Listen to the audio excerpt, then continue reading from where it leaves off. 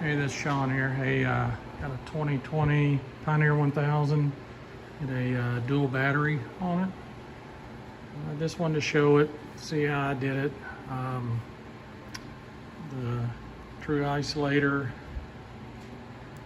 Odyssey Extreme battery with the Stinger, and I did the Blue Sea fuse box.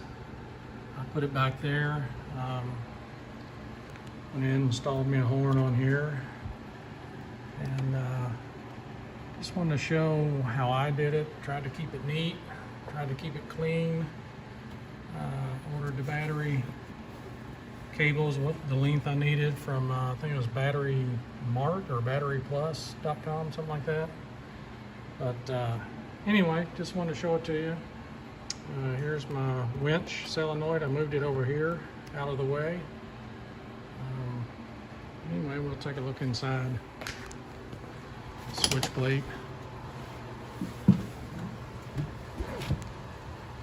It'll put me an on-off switch right here to where when my side-by-side's off and I want to flip the switch and play my music, or if I need something, I'll hit the key here. Hit